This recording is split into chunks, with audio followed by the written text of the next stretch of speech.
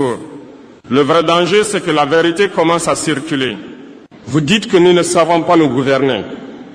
Mais comment gouverner librement quand chaque décision stratégique doit être validée à l'étranger? Quand nous nationalisons, vous criez au scandale. Quand nous reprenons le contrôle, vous parlez de radicalisation. Pourquoi, Monsieur Trump? Parce que vous perdez le contrôle. Pendant des décennies, vous avez décidé qu'il était fréquentable en Afrique. Un dirigeant docile était démocrate. Un dirigeant indépendant devenait dictateur. Ce langage-là, les peuples africains ne l'acceptent plus.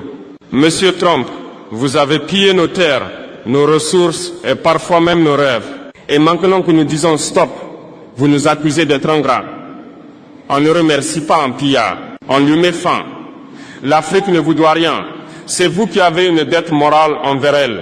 Et cette dette, elle n'est pas seulement financière, elle est historique, elle est humaine. Ce que vous voyez aujourd'hui, Monsieur Trump, ce n'est pas une révolte passagère, c'est un règlement de compte avec l'histoire. Monsieur Trump, si vous croyez encore comprendre l'Afrique, c'est parce que vos interlocuteurs vous ont menti. Ils vous ont dit que tout allait bien. Ils vous ont dit que les peuples étaient calmes. Ils vous ont dit que la rue était sous contrôle. Mais ces hommes ne parlaient pas au nom de leur peuple. Ils parlaient pour protéger leurs privilèges. Pendant des années, vous avez choisi vos alliés africains, non pas pour leur légitimité, mais pour leur docilité. Un dirigeant qui obéit était un partenaire fiable. Un dirigeant qui résistait devenait un problème. Voilà votre grille de lecture. Monsieur Trump, vos alliés africains vous ont vendu une illusion, celle d'un continent soumis, fatigué, résigné. Ils vous ont caché la colère. Ils vous ont caché l'humiliation quotidienne.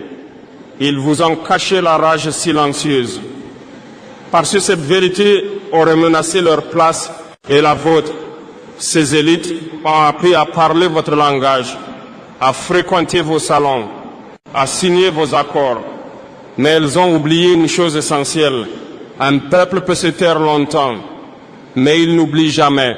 Aujourd'hui, Monsieur Trump, vous découvrez une Afrique que vos alliés ne vous ont jamais montrée.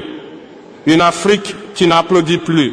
Une Afrique qui ne se contente plus de miettes. Une Afrique qui regarde ses dirigeants et leur demande des comptes. Et ces élites que vous protégez encore commencent à trembler parce que leur bouclier occidental ne les protège plus du regard du peuple. Ils ont trahi leur mission.